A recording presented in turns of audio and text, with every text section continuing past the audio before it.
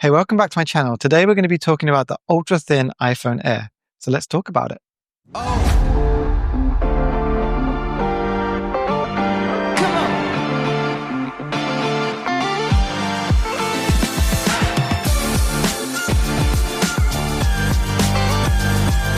Good morning, and I've just taken my iPhone off charge. It's at 100%.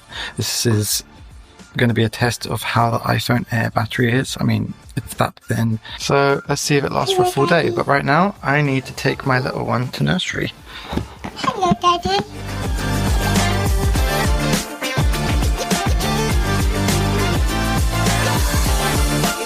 So one of the really awesome things with the new iPhone Air and the iPhone 17 line is the front sensor is now 18 megapixels. So you've got a one-to-one sensor now. What that means is that if you're trying to get multiple people in the shot, it should automatically frame them in. Leo, can you look at the camera? There you go. And then I can have a nice little selfie. And you can also press this button as well, so you can have that more landscape, fit more people in. Turn it sideways as well also works for both those orientations. And you can do a little zoom as well. So you can have a nice photo. So technically the iPhone Air does have a ultra wide at the front, and then you've got the standard wide at the back. But I've got to get this one to nursery. Should we go? Cool, let's go.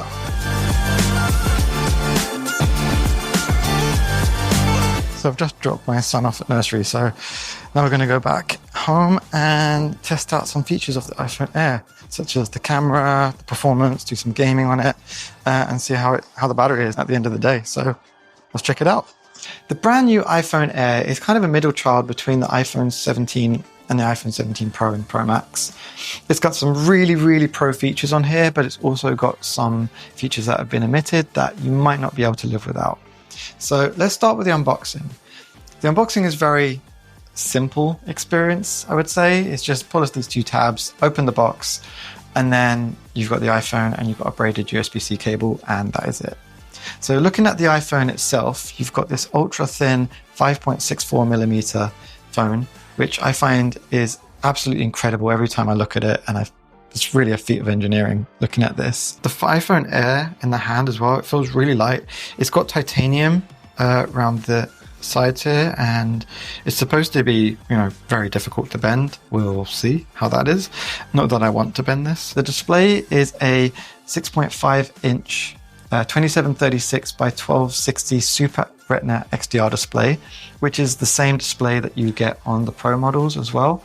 This year as well, I believe that's what you're also getting on the 17. But this is a Pro level display, and it now has ProMotion on it as well, which is 120 Hertz. So when you are doing gaming, you are going to get those high refresh rates.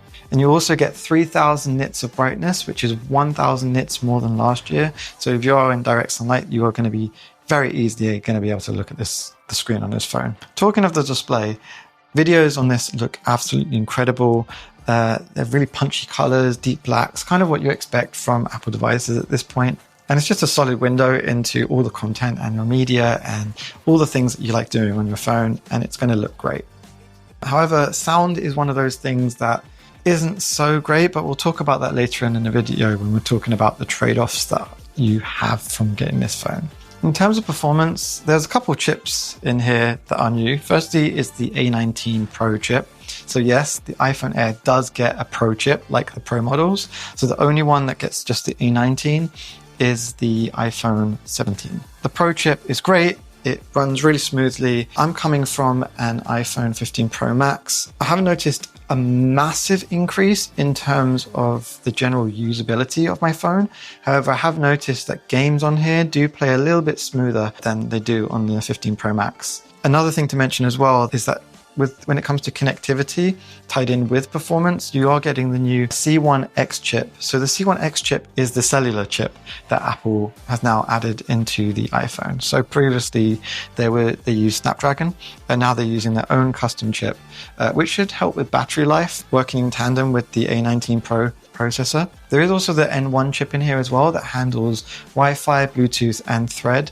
The other thing to know as well with the A19 Pro chip in here is that it's got 6-core CPU, same as the Pro models, but it's got 5-core GPU. So the Pro models get 6 cores of GPU. So one less core than the Pro, but not something that's going to be so dramatically different that you're going to notice. I have noticed though that when I do play games, on the top part here, where the camera sits, it does get quite warm. Not ridiculously warm, but you do notice it. And that's because this bump here houses every single piece of tech. So all of this is battery, which we'll get to soon. All the top section here is the A19 Pro chip, the C1X chip, the N1 chip. So on top of the iPhone Air as well, we also have the iPhone Air battery, which we'll just take a quick look at. So just quickly unbox this one.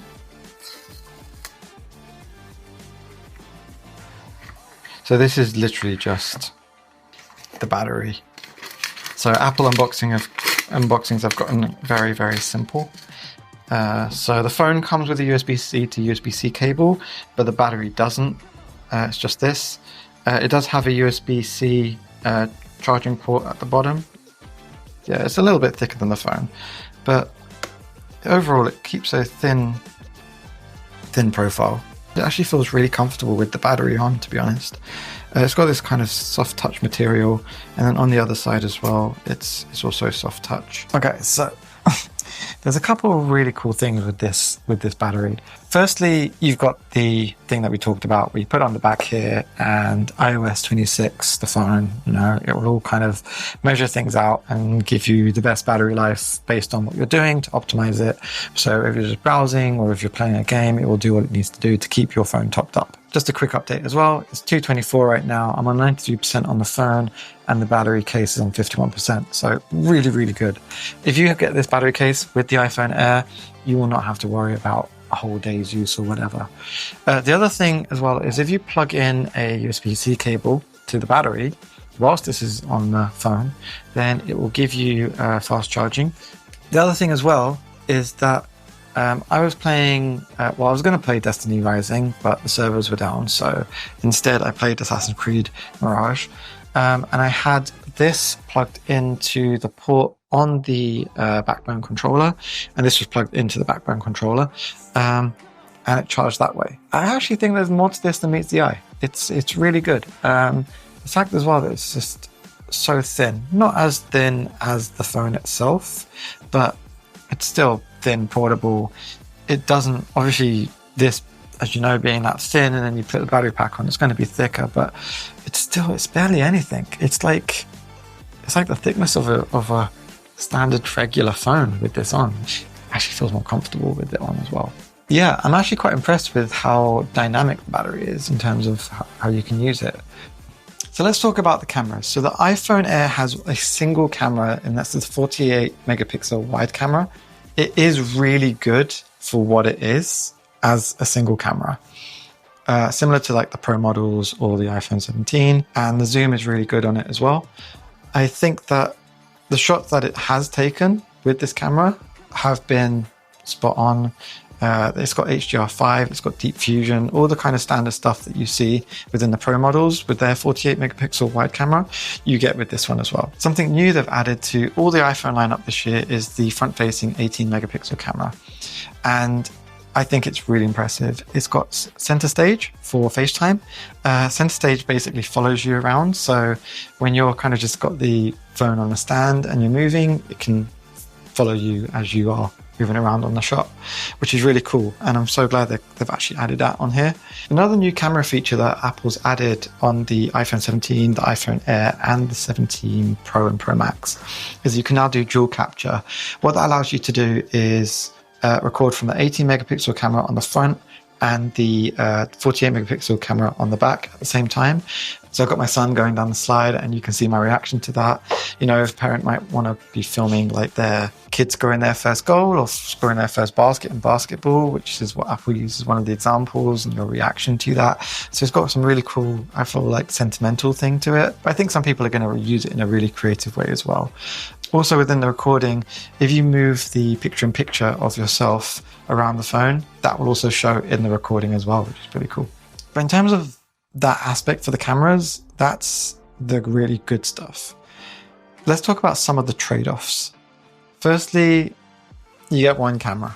You don't get the telephoto and you don't get the ultra wide. So if you are someone that relies on one of those or both of those cameras, then you are probably better off getting either the 17 or the 17 Pro. And that all depends on how seriously you take your photography.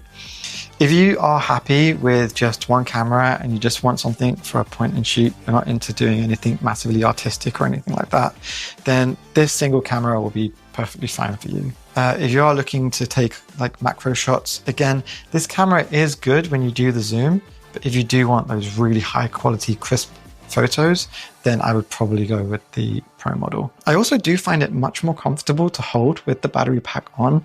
I find it kind of a little bit odd holding a phone that is so thin. I have gotten slightly used to it, but then going back to the iPhone 15 Pro Max, it feels so thick and heavy, and this is so light. It's so light to hold in the hand. So having this battery pack on actually makes it feel a bit more comfortable. Another thing to note as well is on the bottom here, you have a USB-C charger.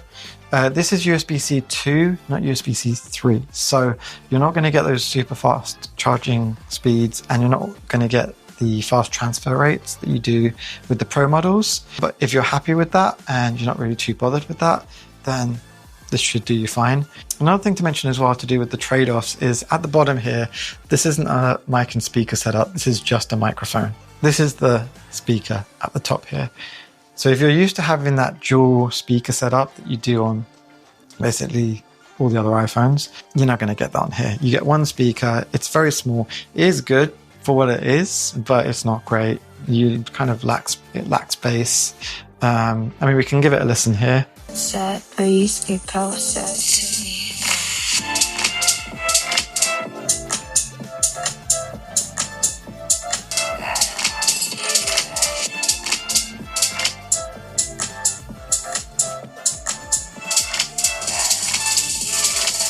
So as you heard, it's a bit more tinny compared to the 15 Pro Max, which has a bit more of a fuller sound to it because it's a stereo speaker. And two, it's got a thicker body, which means there's more space for the sound to reverberate around. So if you are someone that is into very casual listening when it comes to music or watching any of your content, then that's fine. Or if you just prefer watching content with headphones on, then that also makes this work as well. So I did something that I've not actually done on this channel before. I asked a bunch of people what they thought of the iPhone Air, let them hold it, let them get a feel for it, gave them a bit of information about it as well. And this is how it went. What iPhones do you use? Do you all use iPhones? Yeah. Okay. What one do you use? 11 Pro Max. iPhone 13. 14 Pro Max. 16 Pro Max. iPhone. It's very thin. Yeah. There you go. You can look at it. You can look at it. It's the iPhone Air. And you've heard of the new 17 that's just come out? Yeah. 17, the iPhone Air, and the 17 Pro. Yeah. Okay. What one would you be most interested in? 17. 17. Yeah. Pro Max. Same, mate. I think I'd just be interested in the newest iPhone. Okay. So no one's interested in the Air? No. You're not sure about it? Yeah, it's only got one camera, doesn't it, at the back? Yeah. But have you seen how thin it is? Yeah. Yeah, it's nice. So I just wanted to get your first impressions on what you thought of the iPhone, the feel of it, and just from a hardware. This is the iPhone Air. No. Okay. And I just wanted to get your reaction to it. Like, My only comment is, It looks like Google from behind it. Yeah, it looks like a Google phone from the back. really iPhone Pixel? yeah, a lot of people Really? have said that. I was really light. And it's really small, thin. It's actually thinner than the Samsung Galaxy Edge that they released. So it's got one 48 megapixel camera on the back, which is the exact same as the 17 Pro. And it's got a new sensor on the front, which is an 80 megapixel sensor, titanium edges. So does that mean it's strong enough? Yeah. I mean, they have actually done like bend tests and it hasn't been able to bend with like people Seriously? with their I hand. don't spend it like this. People haven't been Well, able what if I sit on it?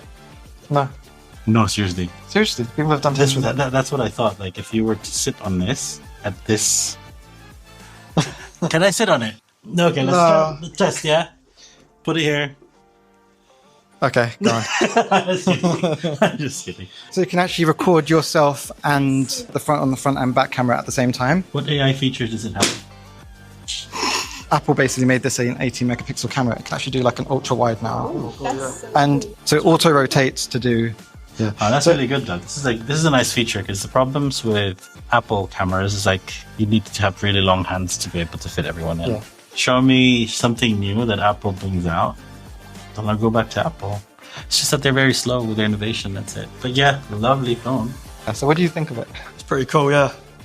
Yeah, it's cool. That's exactly So now that you know about it, would you prefer this over the Pro or the regular one? Or No, no? I prefer the Pro. So who is the iPhone Air for? Well, if you're someone who prefers form over function, you like the elegance and style of the phone, and you're happy to pay the premium for that, I mean, it's ultra thin, it's powerful with the A19 Pro chip, which the Pro level phones also get, and it's also tough with the titanium edges, and it's also got the new ceramic shield too, and we'll see what that's like over time. If you prefer something that's like a point and shoot camera, I mean, and you also don't mind not having the telephoto and the ultra wide lens, and you just want something that is a simple point and shoot, then this would be a great phone for you because this does take fantastic photos with just the wide sensor that it's got. If you do take filming more seriously, then you would be better off getting either 17 that has the extra lens or the 17 Pro or Pro Max that also has the telephoto and the ultra wide lens. That would be a decision that you would have to make. But if you are someone who wants something that is simple, elegant, slim, all of that stuff, then this would be perfect for you. I also think as well, with this being the iPhone Air, because you've got the iPhone 17, the iPhone 17 Pro, and the iPhone 17 Pro Max, and then the iPhone Air. This isn't the iPhone 17 Air, just the iPhone Air. I feel like this is going to be a new category for Apple, so you may get the iPhone Air Fold or just the iPhone Fold, and they're going to eventually phase out the 17, 18, 19, whatever those numbers are going to be. So that's just my kind of guess on what Apple might be doing with this. Personally, I will be returning the iPhone Air, despite really enjoying it. Like, I really enjoy it so much, and I love the form factor. But I still prefer the flexibility of the iPhone 15 Pro Max cameras. The audio on there as well is much better because obviously you get the single speaker. I love having the dual stereo speakers. But what I won't miss going back to is the extra thickness of the 15 Pro Max and the extra weight of it as well. I've loved picking this up. This is such a nice phone to hold. It's so light. So that's one thing that I'm not looking forward to going back to with the 15 Pro Max. So I will be returning the iPhone Air, but I will be doing a giveaway for the iPhone Air battery. So if you want a chance of winning that, then just subscribe and let me know in the comments below what you would have liked to have seen Apple release with the iPhone Air that they didn't, whether a hardware feature or a software feature. Don't forget to also give this video a like, and thank you so much for watching. Peace.